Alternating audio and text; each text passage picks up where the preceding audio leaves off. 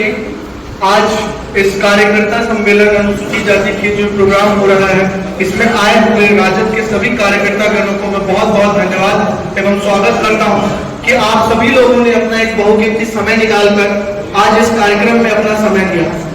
हम लोग बहुत अच्छे से जान रहे हैं कि अभी की जो समय है वो बहुत अनुकूल नहीं है, बहुत विषम परिस्थितियों से आप लोग गुजरते हुए यहाँ पे पहुंचे हैं।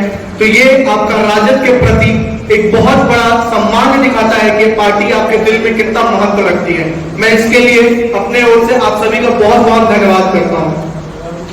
जैसा कि हम जानते हैं कि आज का जो हमारा कार्यकर्ता सम्मेलन हो रहा है, हमारे नेता प्रतिपक्ष और युवाओं के भविष्य, बिहार के युवा हृदय सम्राट आदरणीय श्री तेजस्वी जी के जो प्रोग्राम शुरू हुए हैं, जो अभी कुछ जिलाओं में उन्होंने भी प्रोग्राम किया है और उसके बाद हमारे वैशाली जिला में भी बहुत जल्द उनका एक प्रोग्राम होने जा रहा है। उसी के कार्यक्रम के उपलक्ष्य में जो तैयारियां हमें करनी है, उसी तैयारी के लिए आज हम सभी लोग यहाँ पे बैठे हैं। यहाँ मेरे सभी कुछ माननीय लोग, सभी लोगों ने बताया कि हम लोगों में क्या कमियां हैं। तो मेरा मानना है कि हमें जो हमारी कमियां हैं वो तो हम अच्छे से जानते हैं, लेकिन उन कमियों को दूर कैसे किया जाए। मैं तभी यहाँ पे बैठ के सभी लोगों को सुन रहा था और कहीं ना कहीं सभी लोग एक ही चीज पे पहुंच रहे थे कि जब जरूरत होती है, जब हमें सरकार में अपना मत देने की जरूरत होती है, तो हम लोग बिखर जाते हैं और अक्सर हम उन लोगों को अपना सपोर्ट कर देते हैं जो कि बहरूपिये बन के हमारे बीच में आते हैं।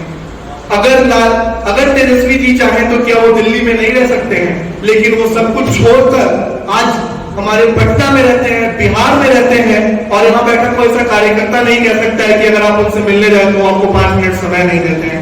जो उनके ऊपर एक पूरे बिहार की जिम्मेदारी है, बिहार ही नहीं बल्कि पूरे भारत में तेजस्वी जी ने अपना एक नाम बनाया है। अगर उनमें वो काबिलियत नहीं होती तो शायद उनके पीछे ईडी और सीबीआई नहीं लगा होता।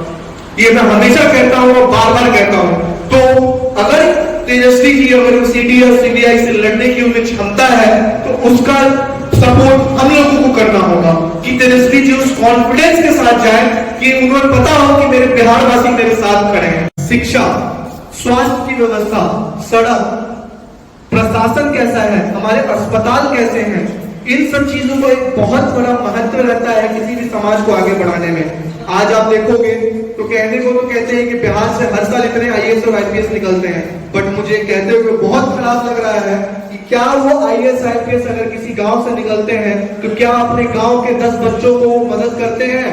नहीं कर रहे हैं आज के डेट में। वो आप दूसरे राज्यों में जाके देखोगे तो वहां के आईएएस आईपीएस जब वो अपने लाइफ जब वो पद पे आ जाते हैं तो अपने गांव को सपोर्ट करते हैं। ये हमारी सबसे बड़ी विडंबना है कि बिहार से सबसे ज्यादा आईएएस आईपीएस होते हुए भी उस गांव का डेवलपमेंट नहीं कर पाते हैं हमारे आईएएस आईपीएस। तो सबसे हाजीपुर की जहां तक हम बात करें, हाजीपुर की आज जो स्थिति है आप में से किसी से नहीं छिपी हुई है। हाजीपुर में ना सड़क है, ना अच्छी व्यवस्था है अस्पताल की, और इसके पीछे क्या रीजन है? बिकॉज कहते हैं पिछले 25 साल में हाजीपुर को यहाँ पे दबा के रखा गया है। कहते हैं कि ऊंट के मुंह में जीरा, जो एक कहावत है कि इतना प्रताड़ित करो लोगों को, इतना प्रताड़ित करो कि उसके मुंह में एक बूंद पानी दे दो तो उसे लगे कि मुझे अमृत मिल गया है। वही स्थिति आज हाजीपुर की हो रही है। हाजीपुर के एक भी सड़क लायक नहीं है चलने के। आए दिन कुछ न कुछ घटनाएं हो रही है। हल्की सी बारिश होती है और पूरे सड़क पे पानी लग जाता है। जब वो पानी सूखता है उसके बाद इतनी गंदगी हो जाती है शहर के अंदर कि आप सोच नहीं सकते, और इससे बीमारियां होती हैं। एक छोटी सी छोटी अगर बीमारी होती है तो उसके लिए हमें सरकारी अस्पताल सदर में जाते हैं तो हमें ये कहा जाता है कि आप बाहर जाओ, प्राइवेट नर्सिंग होम से अपना चेकअप करा के आओ, फिर आपको दवाइयां भी आपको नहीं मिलती हैं। इसके पीछे क्या रीजन है? बिकॉज हमारा सिस्टम अच्छा नहीं है। जब हमारे नेता आदरणीय तेजस्वी जी बिहार के स्वास्थ्य मंत्री बने थे तो उन्होंने बहुत ही औचक निरीक्षण किया था। रात के 10 बजे 11 बजे वो अचानक से अस्पताल पहुंचते थे और तब उन्हें रियलिटी का पता चलता था कि एक्चुअली में रियलिटी क्या है। सरकार तो वहां से पैसा भेज रही है, बट यहाँ पे जो एक वो ट्रेंड चल रखा है कि जो डॉक्टर्स होते हैं वो अस्पताल छोड़ के अपना प्राइवेट काम कर रहे हैं।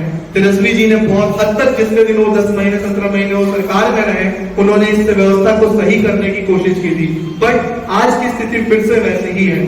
तो हम लोग का यही दायित्व बनता है कि हम 2025 का जो विधानसभा चुनाव होने वाला है उसमें हम आदरणीय तेजस्वी जी को पूर्ण बहुमत के साथ मुख्यमंत्री बनाएं, ताकि जो बिहार का जो डेवलपमेंट जो हम लोग और राज्यों में देखते हैं वैसा ही डेवलपमेंट हमारे बिहार में हो। और वो डेवलपमेंट अगर हमें चाहिए तो हमें एक युवा सोच की जरूरत है, एक युवा तरीके की जरूरत है कि जो एक नए तरीके से हमारे बिहार का विकास कर सके। इसके लिए हम मौजूद हम सारे जनप्रतिनिधियों को एक संकल्प लेना होगा कि हमें 2025 में आदरणीय तेजस्वी जी को बिहार का मुख्यमंत्री बनाना है, तभी हमारे बिहार का विकास हो पाएगा।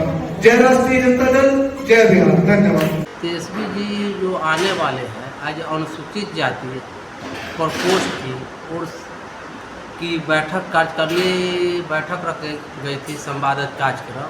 इसमें हमारे वैशाली जिला के जिला अनुसूचित जाति जिला कमेटी के सभी लोग आए थे और 16 प्रखंड के प्रखंड अध्यक्ष, प्रखंड महासचिव और पंचायत अध्यक्ष आए हुए थे। हम लोग तेजस्वी जी को जो अभी संवादक कार्यक्रम है 2025 में विधानसभा चुनाव होने वाला है, इसके लिए तैयारी की है कि उनको तेजस्वी जी अगर आएंगे तो हम लोग प्रखंड से लेकर पंचायत तक उनको कार्यकर्ता से मिलवाने का काम करेंगे। क्या दिक्कत है उस पर बात विचार होंगे।